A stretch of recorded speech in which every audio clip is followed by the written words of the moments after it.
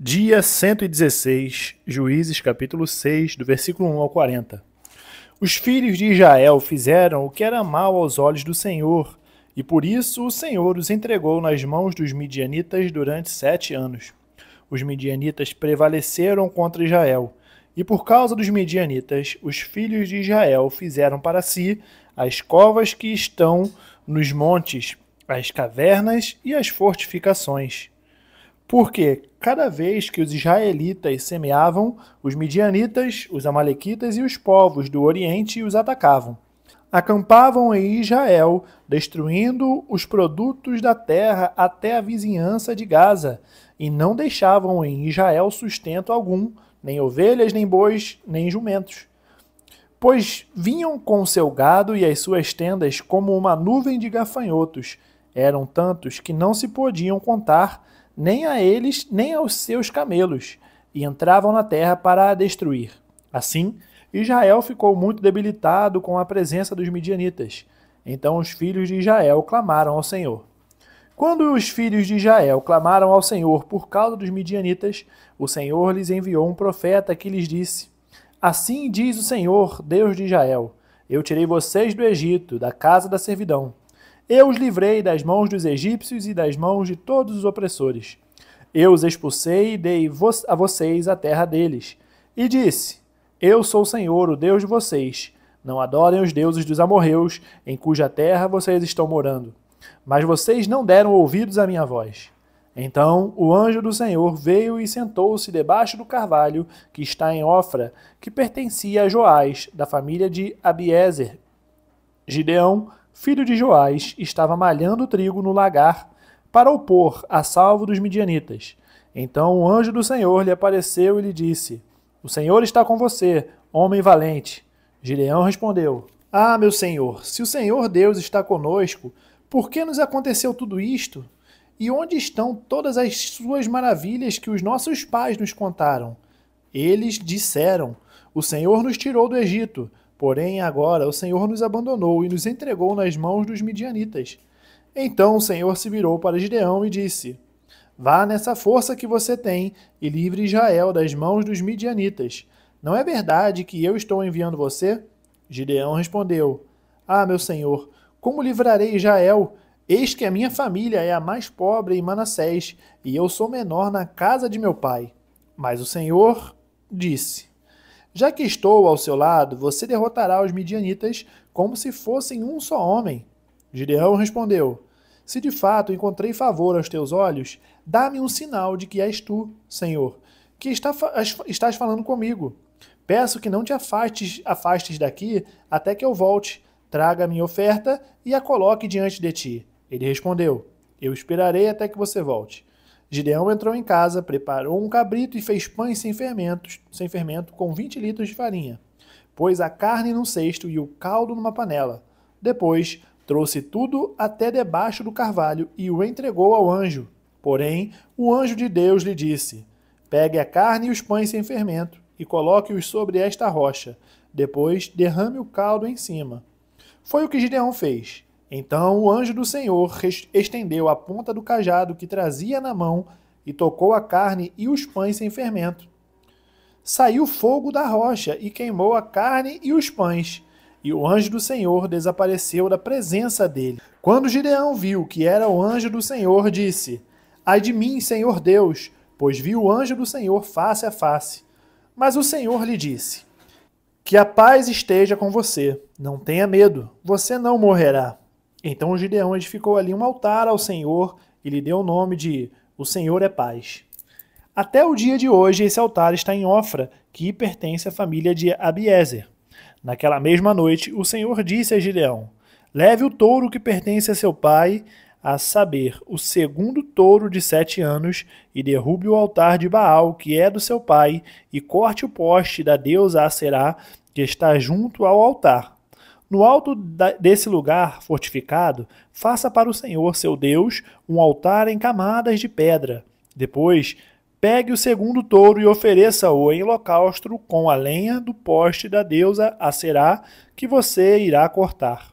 Então Gideão levou 10 homens dos seus servos e fez como o Senhor lhe havia falado. Mas, porque teve medo da casa de seu pai e dos homens daquela cidade, não o fez de dia, mas de noite.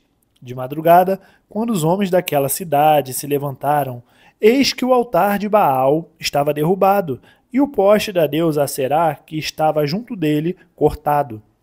E o referido segundo touro tinha sido oferecido no altar que havia sido edificado. E diziam uns aos outros: Quem fez isto? E perguntando e inquirindo, disseram: Quem fez isso foi Gideão, o filho de Joás. Então os homens daquela cidade disseram a Joás: Traga o seu filho para fora, para que seja morto, pois derrubou o altar de Baal e cortou o poste da deusa Aserá, que estava junto dele. Porém Joás disse a todos os que se puseram contra ele: Vocês querem defender a causa de Baal? Vocês querem livrá-lo? Quem defender a causa dele será morto ainda esta manhã. Se ele é Deus, que defenda a si mesmo. Afinal, derrubaram o seu altar.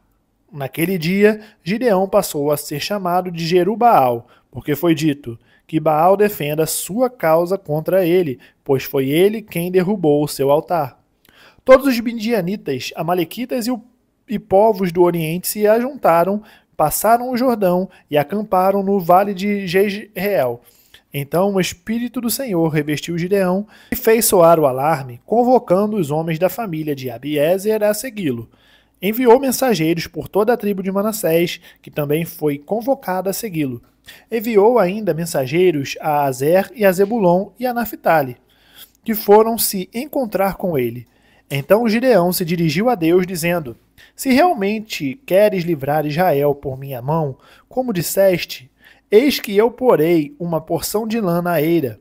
Se o orvalho estiver somente nela e a terra ao redor estiver seca, então saberei que irás livrar Israel por meio de mim, como disseste. E assim aconteceu. No outro dia, Gideão se levantou de madrugada e, apertando a lã do orvalho que havia nela, espremeu uma taça cheia de água. Gideão se dirigiu a Deus mais uma vez, dizendo: Não se acenda contra mim a tua ira, se eu falar somente mais esta vez.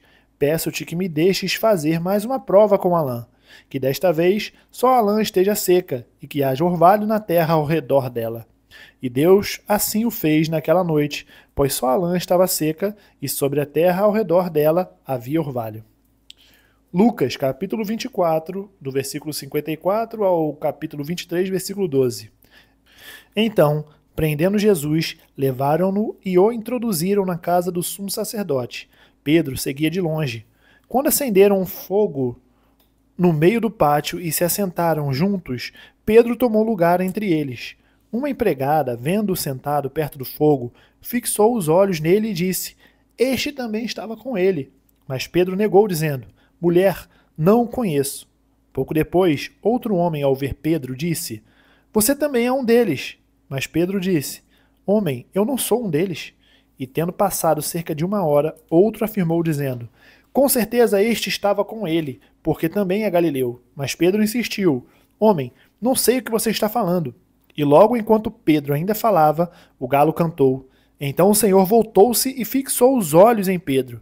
E Pedro se lembrou da palavra do Senhor, como lhe tinha dito: Hoje, antes que o galo cante, você me negará 3 vezes. E Pedro, saindo dali, chorou amargamente. Os homens que detinham Jesus zombavam dele, davam-lhe pancadas e, colocando uma venda sobre os olhos dele, diziam: Profetize, quem foi que bateu em você? E muitas outras coisas diziam contra ele, blasfemando. Logo que amanheceu, reuniu-se e a assembleia dos anciãos do povo, tanto os principais sacerdotes como os escribas, e o conduziram ao sinédrio, onde lhe disseram: Se você é o Cristo, diga-nos. Então Jesus lhes respondeu: Se disser, vocês não vão acreditar, e se eu perguntar, vocês não me darão resposta. Desde agora, o Filho do Homem estará sentado à direita do Deus Todo-Poderoso. Todos perguntaram: Então você é o Filho de Deus? Jesus respondeu: Vocês dizem que eu sou. Eles disseram: Que necessidade ainda temos de testemunho? Porque nós mesmos ouvimos o que ele falou. Levantando-se toda a assembleia, levaram Jesus a Pilatos e ali começaram a acusá-lo, dizendo: Encontramos este homem pervertendo a nossa nação, impedindo que se pague imposto a César e afirmando ser ele o Cristo, o rei. Então Pilatos perguntou a Jesus: Você é o rei dos judeus? Jesus respondeu: O Senhor está dizendo isso. Então Pilatos disse aos principais sacerdotes e às multidões: Não vejo neste homem crime algum. Mas eles insistiam cada vez mais, dizendo: Ele agita o povo, ensinando por toda a Judéia. Começou na Galiléia e agora chegou aqui. Quando Pilatos ouviu isso, perguntou se o homem era galileu, ao saber que Jesus era da região governada por Herodes, e estando este em Jerusalém naqueles dias, Pilatos enviou Jesus a Herodes. Quando Herodes viu Jesus, ficou muito contente, pois havia muito queria vê-lo, por ter ouvido falar a respeito dele. Esperava também vê-lo fazer algum sinal, e de muitas maneiras o interrogava, mas Jesus não lhe respondia nada. Os principais sacerdotes e os escribas ali presentes o acusavam com veemência, mas Herodes, juntamente com seus soldados, tratou Jesus com desprezo, e para zombar de Jesus, mandou que o vestissem com um manto luxuoso e o devolveu a Pilatos. Naquele mesmo dia, Herodes e Pilatos se reconciliaram, pois antes eram inimigos. Salmos 95, do capítulo 1 ao Salmos 96, capítulo 13. Venham, cantemos ao Senhor com júbilo, celebremos o rochedo da nossa salvação. Saiamos ao seu encontro com ações de graças, vitoriemo-lo com salmos, porque o Senhor é o Deus supremo e o grande Rei, acima de todos os deuses. Nas suas mãos estão as profundezas da terra, e as alturas dos montes lhe pertencem. Dele é o mar, pois ele o fez. Obra de suas mãos os continentes. Venham, adoremos e prostremo-nos. Ajoelhemos diante do Senhor que nos criou. Ele é o nosso Deus, e nós somos povo de seu pasto e ovelhas de sua mão.